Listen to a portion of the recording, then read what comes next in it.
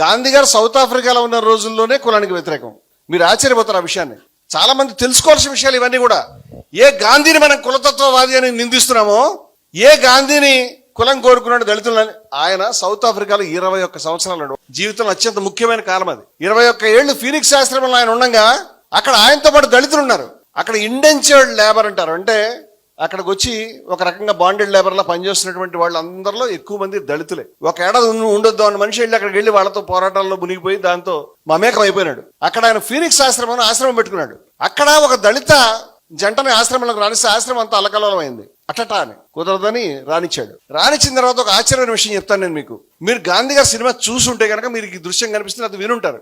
గాంధీ గారు ఒకసారి తన భార్యను మెడబెట్టి బయటకు గెట్టేసాడు, ఇంట్లోంచి బయటికి రాడు. ఆ తర్వాత ఆమె అంటుంది, నువ్వు ఏం మనిషివా అట్లా చేస్తావు, ఎక్కడికి పోమంటావు నన్ను, నేను నీ భార్యను కదా, నన్ను పోమంటే ఎక్కడికి పోమంటావు అంటే అంతలోనే ఆయన ఏడుస్తాడు. ఇది సినిమాలో కనిపిస్తుంది మనకి. నిజ జీవితంలో కూడా కొంచెం దగ్గరగానే జరిగింది ఈ విషయం. ఆయన రియలైజ్ అయ్యాడు, బాధపడ్డాడు, ఎందుకు ఈ పని చేశాను. అంత కోపం ఎందుకు వచ్చిందంటే ఆ రోజుల్లో ఆశ్రమంలో అంతా కూడా వంతులు వేసుకుని పనిచేసేవారు. ఈ వంతు మీకు డ్యూటీ వేస్తే మీరు ఆ పని చేయాలన్నమాట. అక్కడ ప్రతి రూమ్ లో కూడా అటాచ్డ్ బాత్రూమ్ టాయిలెట్స్ లేవు. అందువల్ల రాత్రి 1 గాని 2 గాని వస్తే దానికి వేరే పాత్రలు ఉంటాయి. అది కల్చర్ వాళ్ళకి. ఒక మూత్ర పాత్ర అంటే సుసు పోసుకున్నటువంటి పాత్రని పొద్దున్న తీసుకెళ్ళి క్లీన్ చేయాలి.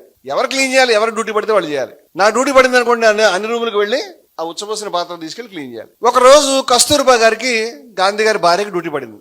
ఆవిడ ఈ దళితుడు కుటుంబం ఉన్నటువంటి ఆవిడకి దళిత కుటుంబం అక్కడ ఉండడాన్ని అంటరానితనం రోజులు అవన్నీ కూడా అంటరానితనం ఈ జనరేషన్ తెలియదు. అని చెప్పి ఎంత యుద్ధం వాళ్ళు చేశారో ఆవిడకి తెలియదు. వాళ్ళని తాకడమే చాలా కష్టం ఆవిడకి. వాళ్ళు ఉన్న ఏరియాలో ఉండడమే కష్టం. ఆవిడ బ్రాటప్ అది. అందువల్ల అదే కష్టపడింది. ఇంక ఈయన మాట కాదనలేగా.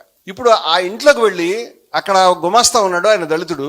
ఆయన సుసు పాత్ర ఉంది, దాన్ని తీసుకెళ్లి బయట పోసి దాన్ని కడిగి మళ్ళీ అక్కడ పెట్టాలి. మూత్రం యొక్క పాత్రని తీయమంటే నేను కూడా నా మూత్ర పాత్ర తీయమని అనుకుంటూనే తీస్తాం. మనమేనా అంతే, ఎవరు సంతోషంగా తీస్తాం. అది చాలా సహజమైంది. అది అంచేత ఆవిడ అక్కడికి వెళ్ళి అది ముట్టుకోవడానికి కొంచెం జంకింది. ఈయన మహాత్ముడు తీవ్రమైనటువంటి ఆగ్రహం చెంది ఆవిడ ఇంట్లోంచి గెంటైపోయాడు. ఆవిడని ఇంట్లోంచి గెంటైపోయాడనే విషయం చెప్పారు, కానీ ఎందుకు ఎవరు ఇప్పటిదాకా చెప్పలే. ఒక దళితుడి యొక్క మూత్ర పాత్రను ముట్టుకునేందుకు సొంత భార్యను బయటకు గెంటేసే ప్రయత్నం చేసినటువంటి మనిషి ఇక్కడ దక్షిణాఫ్రికాలో చేశాడు ఆ పని.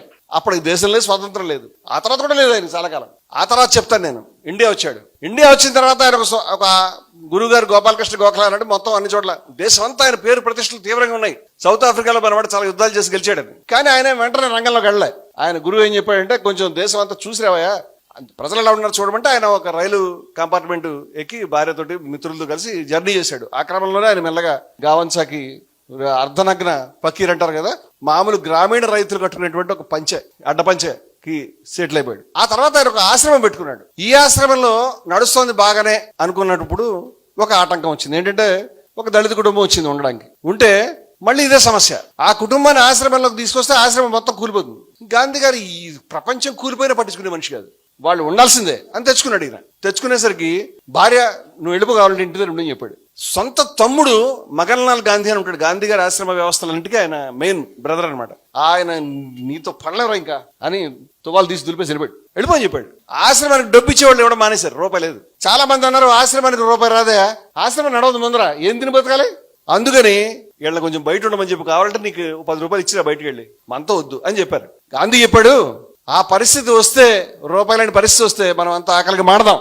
ఆ అంతగా పరిస్థితి వస్తే బయటకు వెళ్లి భౌతిక శ్రమ చేసుకుని డబ్బులు సంపాదించుకుని ఆశ్రమానికి నడిపించుకుందాం, కానీ ఎట్టి పరిస్థితుల్లో వీళ్ళని బయటకు పంపించని చెప్పాడు. వాళ్ళతో ఉన్నాడు. ఇదంతా స్వాతంత్రానికి ముందు.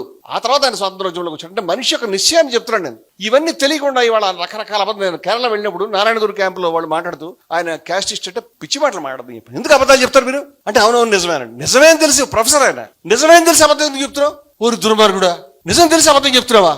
ఇవాళ అటువంటి మనిషి ఎవరి గురించి నెత్తురు ఎముకలు అరగదీశాడు.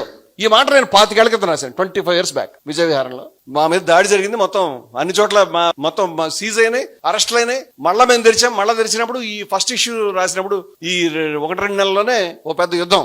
ఆ పుస్తకానికి దొరుకుతాయి, అక్కడ మీకు కావాలంటే పుస్తకం పేరు చెప్తాను. దాంట్లో ఈ మాట రాశాను, ఎవరి గురించి నెత్తురుని ఎముకల్ని అరగదీశాడో ఆ ప్రజలకు ఆయన శత్రువు కింద మార్చారు దుర్మార్గులారా, ఏదో ఒక రోజు చరిత్రకు మీరు జవాబు చెప్పాల్సి వస్తుందని రాశారు. 25 ఏళ్ల నుంచి పగ రగులుతా ఉంది నాకు. చెప్తున్నాను, గాంధీ గారు గొప్పవాడంటే ఆ మాట చెప్పుకునే అవకాశం మనం రమణమూర్తి కూడా చెప్పుకునిద్దాం. ఎవడో కానీ నాకు అవతల నువ్వెవడో నాకు చెప్పడం కాదు, నువ్వు ఎవడో అవకాశం ఇవ్వడానికి. ఆకాశం బద్దలైనట్టు, భూమి నుంచి కింద నుంచి భూకంపం వచ్చినట్టు గొంతుకలు వస్తాయి. నువ్వు ఏమనుకుంటున్నావు, నువ్వు ఎవరో చెప్పడానికి అసలు అంత ఈజీ అనుకుంటావా సత్యాన్ని ఇలాగా అరేంజ్ చేసి చెప్పడానికి? నేను 46 రణబేరు సభలు పెట్టాం 2018-19లో. ఈ సంగారెడ్డిలో కూడా సభ జరిగింది. అన్ని చోట్ల సభలు జరిగినాయి. ఆ సభలన్నింటిలోనూ మేము గాంధీ అందరి బొమ్మలు పెట్టేవాళ్ళం. ఆ సభ గాంధీ అంబేద్కర్ సబ్జెక్ట్ కాదు. గాంధీ బొమ్మ ఎందుకు పెట్టావు అంటే నేను చెప్పేవాడిని, ఇగో నేను ఇక్కడ 2 గంటల నుండి మాట్లాడతాను, ఆడ కూర్చో, నీ చేతిలో నీ సెల్ ఫోన్ ఉంది, వెతుకు, ఏం వెతుకుతావు.